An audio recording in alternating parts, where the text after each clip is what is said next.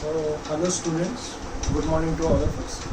Already we have done with some of the topic of reasoning, maths, after that some of the parts of probabilities, after that combination and permutation. Okay, now we have to see to the core maths topic, that is simple and compound interest. तो हम day to day life में देखिए हम हमारा कुछ ना कुछ principal हम लोग पुट ऑन करते हैं बैंक में, उस पर कुछ तो रेट ऑफ इंटरेस्ट मिलता है और कुछ तो टाइम पीरियड के लिए होता है. तो वहाँ पर आपको कुछ ना कुछ एक्स्ट्रा अमाउंट मिल जाता है. जैसे कि अगर मैं 4000 रखता हूँ, साल भर में अगर मुझे 200 रुपये इंटरेस्ट मिला तो मुझे 4200 रुपीज़ मिलेगा. तो वैसे ही तो पहले हम लोग सिंपल इंटरेस्ट के फॉर्मूलेज देखते हैं.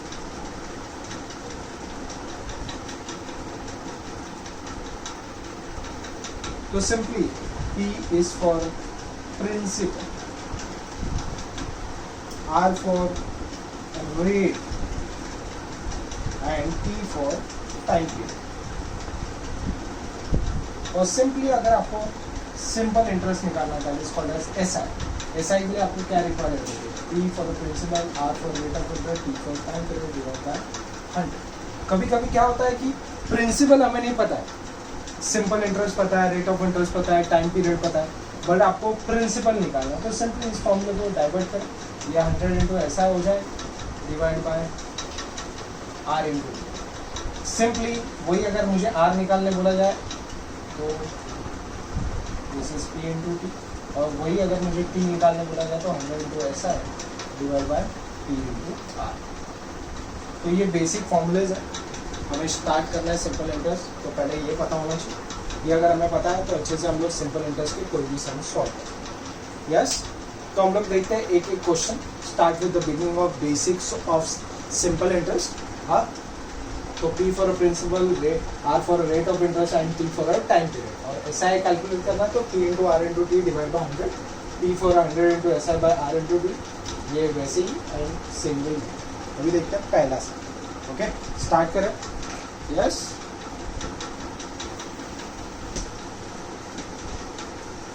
तो क्वेश्चन मैं आपको व्हाट्सएप ग्रुप में भेज दूंगा. यहाँ पर अभी हमें ये समझना है, ठीक है, क्वेश्चन क्या है. सिंपली क्वेश्चन बोला गया है, calculate simple interest on ₹20,000 for 3.5 year at a 6% rate of interest per annum. तो देखो सिंपली देते समय दिया हुआ है principal, that is principal is how much 20,000. R is देखा जाए तो रेट ऑफ इंटरेस्ट देख रखा है 6%, और कितने टाइम पीरियड के लिए 3.5 ईयर. और सिंपली आपको SI निकालेंगे. तो SI निकालना तो आसान है. हमारा पहले तो फॉर्मूला आएगा. तो P हमें पता है 20,000, R is how much 6 and 3.5 divide by 100. अभी मुझे ये सॉल्व करना तो बट अभी इसका पॉइंट शिफ्ट करके नीचे आ गया 1000 होगा. This 3 zeros get cancel. 26 से अगर बात करूँ दैट इज 120 इंटू 35. 35 0 0, 35 2 सा होता है 70, 70 का 0 यहाँ पर 7 रिमेनिंग. 35 1 सा 35, और 35 और 7 हो जाता है 4200. तो देखा जाए तो उसे 3.5 ईयर के बाद इस 20,000 के ऊपर कितना एक्स्ट्रा अमाउंट मिलेगा? 4,200, मतलब उसे 24,200 रुपये एक्स्ट्रा मिलेगा. यस, अभी कुछ क्वेश्चन हम लोग करते हैं जो पास्ट पेपर्स में आ चुके हैं. तो ये एक सिंपल मैंने क्वेश्चन करा. अभी एक नेट 2012 के पेपर में पूछा गया क्वेश्चन है जो कि क्या बोलता है. यस, स्टार्ट करें.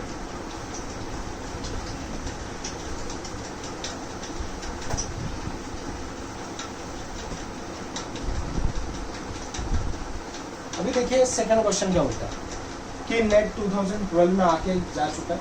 बोला गया है in how many years a sum of rupees 50,000, क्या बोला है, a sum of rupees 50,000 will amount to rupees 60,000 at 10% simple interest. हमने रखे 50 के मिले 60, और कितने रेट ऑफ इंटरेस्ट है 10%. तो कितना साल लगेगा? तो सिंपली प्रिंसिपल की बात करें तो यहाँ पर देखो 50,000 रखे थे उसने.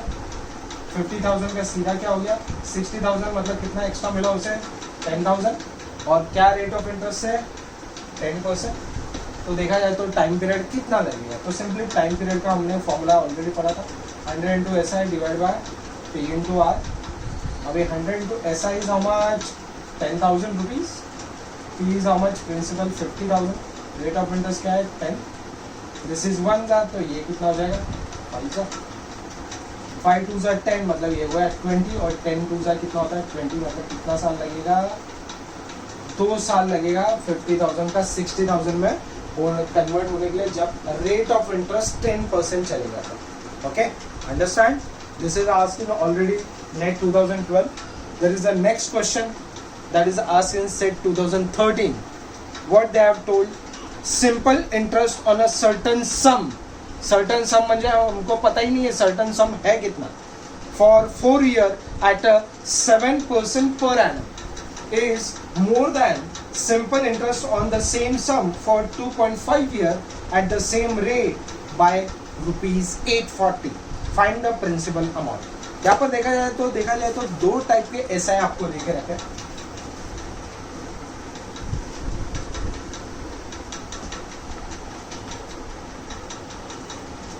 सेट 2013 का समय देखो 2 टाइप के एसआई है, एसआई 1 प्लस एसआई 2, और यहाँ पर स्टेटमेंट में बोला है कि पहला एसआई दूसरे एसआई से कितना एक्स्ट्रा है 840 मोर है. ठीक है, अभी देखा जाए तो एसआई प्लस एसआई 2 लिखा है, बट ये देखा जाए तो एसआई 1 जो है वो एसआई 2 से कितना एक्स्ट्रा है 840 एक्स्ट्रा है. तो बट ऑब्वियसली यहाँ पर प्लस है तो इस तरफ आके क्या हो जाएगा ये एसआई 1 एसआई 2 माइनस हो जाएगा. सिंपली सबको पता है P into R into T, ये हमारा फॉर्मूला होता है डिवाइड बाय 100. सेम में P into R into T divide by 100 is equal to 840. P देखिए पता है कि हमें P निकालना है. रेट ऑफ इंटरेस्ट पहले वाले का देके रखा है 7%, वो भी कितने साल के लिए 4 साल के लिए. नेक्स्ट ईयर का अगर देखें तो वहां पर भी रेट ऑफ इंटरेस्ट उन्होंने सेम बोला है, बट टाइम पीरियड कुछ तो अलग दिया है 2.5 डिवाइड बाय 100 बराबर इज इक्वल टू 840. सबको ही पता है स्कूल में जब बेस सेम होता है तो उसे एक बार ही लिखते हैं.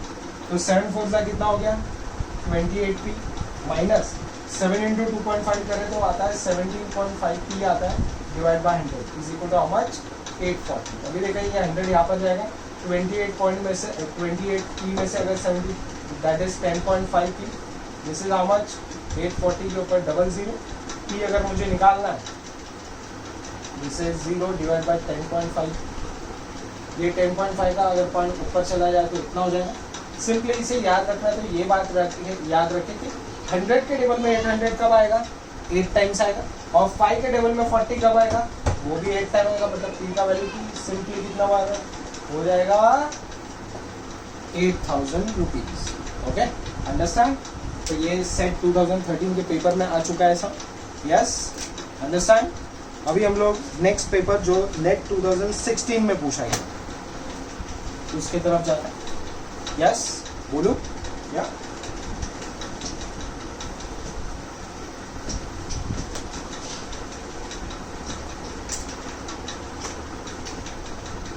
तो नेट 2016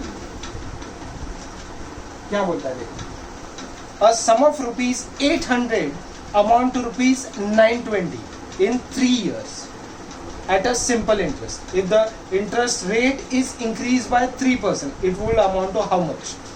अभी देखा जाए तो 800 रुपए रखे, 800 के हुए 920, मतलब P रखा 800, वो हो गया 920, मतलब एक्स्ट्रा कितना मिला 120 रुपए. जब कितने साल के लिए 3 साल के लिए. तो देखा जाए तो रेट ऑफ इंटरेस्ट हमें पता है कि यहाँ पर बिल्कुल भी नहीं. तो R is how much 100 into S I divide by P into D.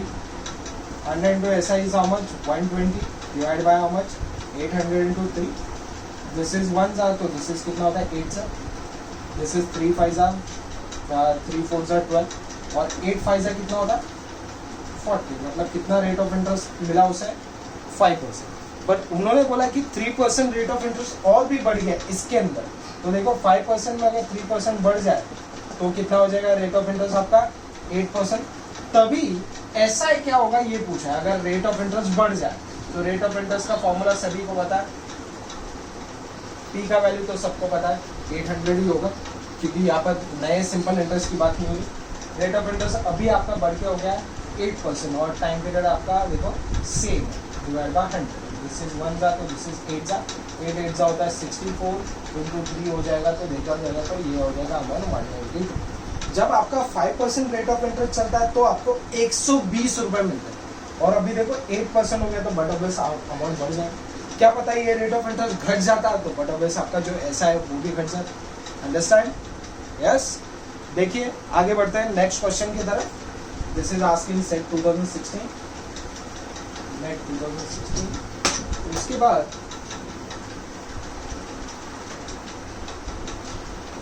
Next question आया है नेट 2014 में। यहां पर बोला गया है at what rate percent per annum a sum of money double in 16 year, कि आपका रेट ऑफ इंटरेस्ट क्या चलेगा जब आपका पैसा डबल हो जाए। तो यहाँ पर तो कुछ बोला नहीं गया है कि प्रिंसिपल कितना है। प्रिंसिपल आपको x मान के चलना पड़ेगा। प्रिंसिपल अगर आपका x है तो आपका SI भी आपको क्या मिलेगा, x। और यहाँ पर क्या बोला है कितने साल के लिए, 16 साल के लिए। तो आपका रेट ऑफ इंटरेस्ट क्या होना चाहिए, तो आपका पैसा डबल हो जाए। तो सिंपली सबको फॉर्मूला पता है 100 into SI divide by P into T। तो 100 into SI is how much, x। P भी आपका x है, this is 60, x is get cancel. 100 by 16 आगे जाके कम हो गया, देखो 50 by 8 हो जाएगा। इसे और भी कम करें तो 24, हाँ इसे आगे आगे देखा जाए तो ये ऐसा हो जाएगा 6 4 24, 24 प्लस 1 हो जाता है 24। तो 6.25 रेट ऑफ इंटरेस्ट चलेगा, तब आपका पैसा डबल हो जाएगा कितने साल में, 16 ईयर्स में। Okay, understand? अभी देखिए next question.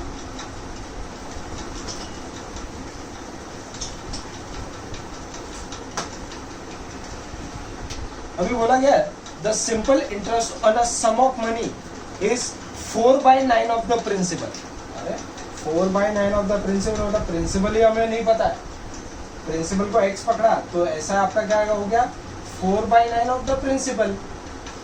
Okay, find the rate percentage and time if both are numerically equal. क्या बोला है, find the rate percentage and time if both are numerically equal. मैं यहाँ पर आपको a मान लूँ, b भी मान लूँ, कुछ भी मान सकता है। हाँ, मैंने ऑलरेडी वेरिएबल x पकड़ा है तो x लेके मतलब नहीं है, उसके जगह पे हम लोग वेरिएबल चूज करते हैं। ये दोनों भी a पकड़ते हैं तो वो हो गया। और SI का सिंपली सबको फॉर्मूला पता है, P into R into T divide by how much, 100। SI का वैल्यू आपको 4/9x है, P is x, R is how much, A, this is also A divide by 100। देखिए जब इक्वल होता है तो x get cancel, this 100 goes here, this is how much, 400/9, this is A into A is become A square। If I want to calculate A, that is how much, 20/3, because square root of 409 become 20/3। इसे अगर और भी sorted out करें तो ये ऐसा हो जाएगा, हाँ 3 6 18 होता है, 18 plus 2 is 20 हो जाता है। तो 6 point something ये आपका रेट ऑफ इंटरेस्ट भी होगा और प्लस टाइम पीरियड भी होगा। अंडरस्टैंड, 6 साल समथिंग मंथ और ये rate of interest 6 point something। Okay, understand? इसे बोलते हैं सिंपल इंटरेस्ट, जो पास्ट ईयर के पेपर्स में आ चुके हैं समय। तो इसके लिए हमें समझना है तो पहले फॉर्मूलेज अच्छे से पता होना चाहिए, कंसेप्चुअली क्या पूछा है ये हमें अच्छे से पता होना चाहिए। और देखिए सिंपल इंटरेस्ट पे जितने सम्स आते हैं वैसे कंपाउंड इंटरेस्ट पे पूछे नहीं जाता, क्योंकि कंपाउंड इंटरेस्ट ये इंटरेस्ट का डबल इंटरेस्ट कैलकुलेट करता है, मतलब इंटरेस्ट पे again there is a interest. तो अभी हम लोग थोड़े बहुत जिस पे 1-2 ही सम पूछे गए तो वो भी देख लेता, ठीक है। पर सिंपल इंटरेस्ट सबसे ज्यादा पूछा जाता है एग्जाम में।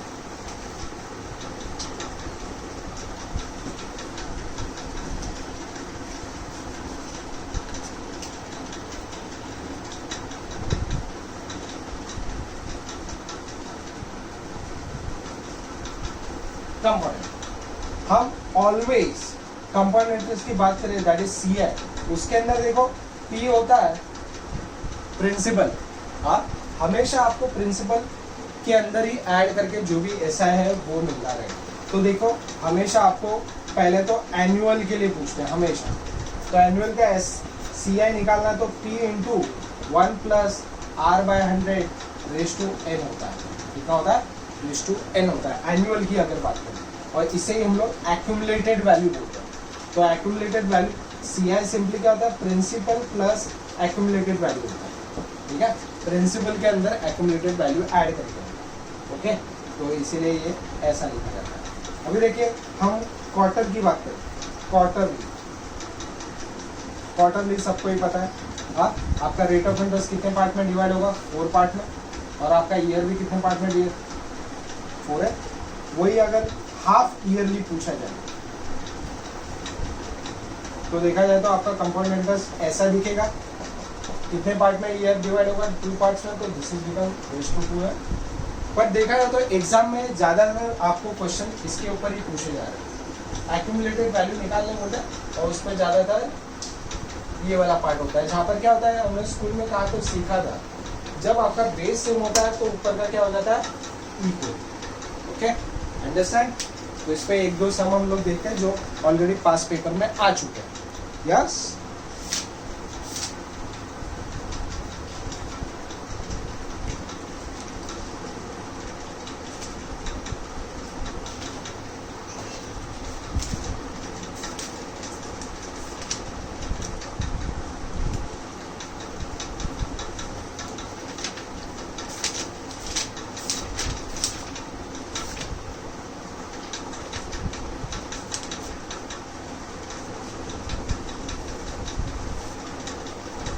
बोला गया है find compound interest on ₹7500 at 4% per annum for 2 year, compounded annually बोला गया।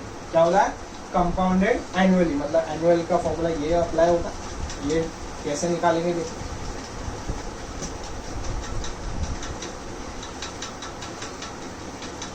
तो बोला गया पी आपको पता है, पी 7500, रेट ऑफ इंटरेस्ट आपको दे के रखा है 4%, और कितने साल के लिए है? 2 साल के लिए। तो सिंपली एक्यूमुलेटेड वैल्यू निकालना है, तो P into 1 plus R by, yes, ये हमें पता है 7500 है, आर आपके सामने है 4/100, रेस टू कितना? 2।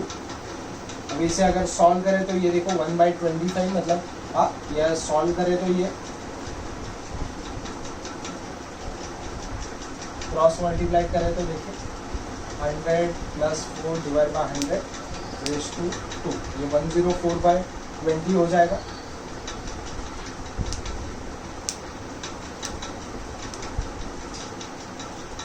तो इसे सॉल्व अगर आप करते हो तो आपका answer directly finally we are getting this one. Okay, तो ये सिंपल हो गया एनुअल के लिए, ठीक है। बट एक ऑलरेडी सम जो पास पेपर में आ चुका है नेट 2014 के पेपर में, वो मैं आपको दिखाता हूँ जो कि कैसा पूछा जाता है। ये तो एक सिंपल फॉर्मेट था, वैल्यू डाला आंसर आया। Okay, understand? उसके बाद क्या करते हैं? CI निकालना। तो बट बेस हम क्या करते हैं का टोटल कंपाउंड इंटरेस्ट में जो भी आपको एनुअल मिला है, CI में से A माइनस P करता है। CI मतलब कितना? 8112 माइनस आपका कितना, तो ये आपको अमाउंट कितना मिलेगा? देखा है तो ये अमाउंट आपको 612 आता है। अंडरस्टैंड? ओके, तो देखिए ऑलरेडी एक सम पूछा गया नेट 2014 में। क्या बोला है? देखिए, a sum of ₹12,000 become 17,280 at a 20% compound interest per annum. Find the time period. अभी देखो सिंपल एक्यूमुलेटेड वैल्यू क्या हो जाता है, ये आपको दिया है, प्रिंसिपल भी कितना है ये भी आपको दिया है, मतलब P का वैल्यू 12,000 दिया हुआ, और ये एक्यूमुलेटेड वैल्यू कितना था? 17,280, जब आपका रेट ऑफ इंटरेस्ट क्या चल रहा है? 20%। तो देखा जाए तो सिंपली एक्यूमुलेटेड का फॉर्मूला ये आपको पता है। यस, accumulated का value 17,280, this is how much? 12,000, this is 1 plus 20/100 raise to n कितना है ये आपको निकालना है। तो देखो ये 17,280 के नीचे अगर जाए तो ये 12,000 हो जाता है, और ये देखो कैंसिल करें तो ये 1/5 हो जाएगा। हाँ, 1/5 को आप सॉल्व कर सकते हो, जैसे सॉल्व करना है तो ऐसे भी कर सकता हूँ मैं, इसके पॉइंट निकालो तो ये 0.2 आएगा रेस टू n। इसे अगर हम लोग कटअप करें और ये देखा है तो 1200 बन जाए 1200, उसके बाद जो बचता है बाद में 520 बचेगा, 12 4 होता है 4800, 48 अगेन 140, और ये देखा जाए तो 1.2 रेस टू n। अभी 144 किसी का तो स्क्वायर है, किसका स्क्वायर है? 12 का, तो ये 1.2 रेस टू स्क्वायर, तो 1.2 रेस टू n, तो यहाँ पर n का वैल्यू सीधा क्या हो जाता है।